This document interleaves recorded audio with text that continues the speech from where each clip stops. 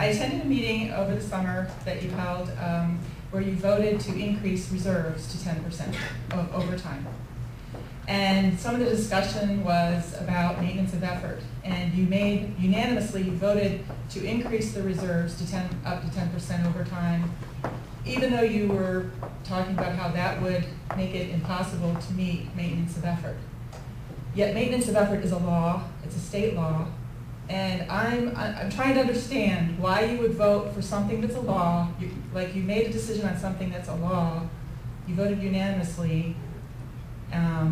Why did you make the decision to increase reserves and some of the other decisions that you make when, if there's a law, why can't you work around the law instead of assuming that the law might change or, what I mean, I think.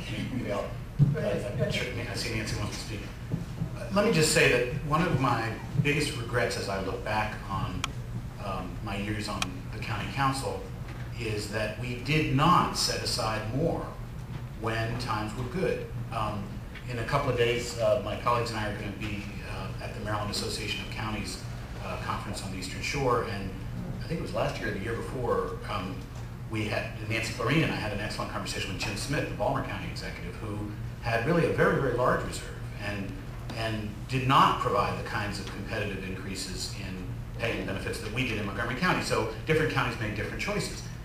As I look back, I realized, nothing we can do about it now, that had we had larger reserves, the pain we're feeling now would have been less. And so, you just learn from experience that if you spend every dollar that comes in the door, you benefit because you attract highly competitive employees, and that was the decision we made. What we don't have is a cushion, and we literally ran out of cash in the spring.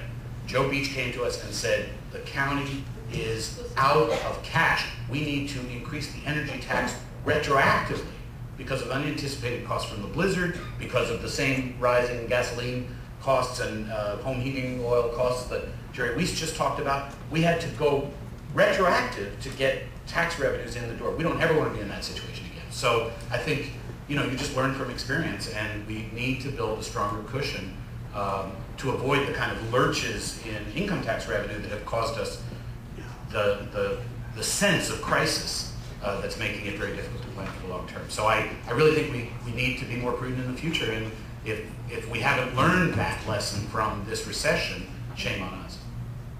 All right, let me just follow up. Laurie, I think we borrowed your reserve. Yes, you did. To get us through. Yes, you did. You did, thank you. Just to Oh, get yeah, it us, wasn't our reserve, it's what we cut during the year. Well, if we hadn't cut during the year, they wouldn't have had money to operate. this is a team effort. And that is part of the challenge. We start out the year with a $250 million reserve. We now calculate we may just make it through with $40 million in that reserve, assuming we don't have a big snow day, right, Joe? Wasn't that the number? Something like that. So what we have discovered really is that the county's fiscal house was not in order.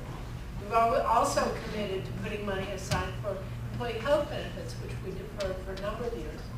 And we've done a lot of things to try to keep the money flow at the right level to support all these critical services, certainly the school system. And as Georgia said, I think we did too much in other years, and we're feeling the pain now. So it's all a balancing act, and you should know that. Laurie, let me just turn briefly to the other part of your question, which was the state maintenance of effort law. And this is something that we're going to have a candid conversation about. The council president has spoken quite strongly with respect to this set of issues, and I think Councilmember Leventhal alluded to it. At a time of a great recession, in which we are reducing libraries by 25–30%, and other county departments, public safety, everything else, we have a state law that essentially says that we have to increase spending for the school system. In a county that has done more for the school system than any other county in the state. Okay? We are not parsimonious when it comes to our school system. All right? But when we are in the midst of a great recession, everybody else is taking incredibly painful cuts.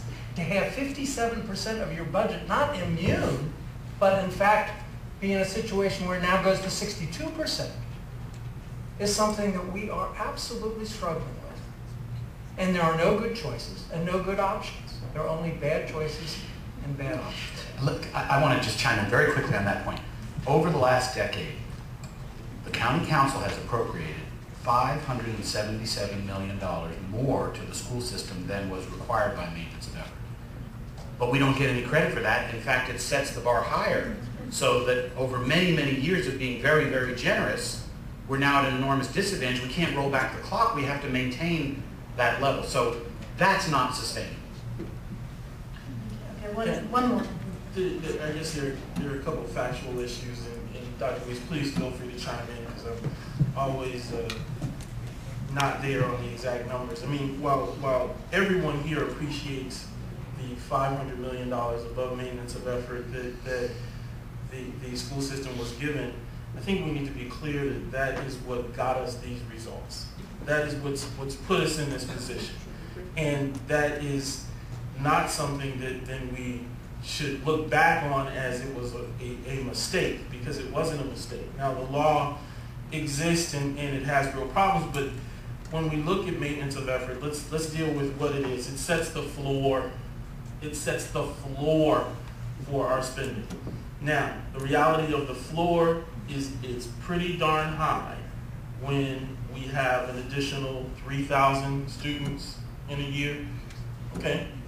And we're spending from the county's contribution, we're spending $10,646 per student. We're not saying we're going to spend $11,000 or $12,000 per student. We're going to continue to spend $10,646 per student, but the reality is we have more students. And the students who have come to the county are poor. And the students who have come to the county don't speak English. And we still have the obligation from No Child Left Behind to meet adequate yearly progress. Don't like the process, but it's the reality. And it means that if we don't, and we don't over a period of years, we have the potential of our schools having to be restructured or taken over. So there is a responsibility that we have as the school system that is grander than the dollar amount. But what MOE does is it simply set the floor. And I think we have to keep looking at that, and I understand the frustration and the difficulty that it creates for the county in total. And I hear the gentleman from the library system, or the library board who came, and yes, we need to work as partners. But what I want to make sure is that when a kid walks into the library, whenever it's open, they can read. Okay, thank you. I'm going to invoke thank you.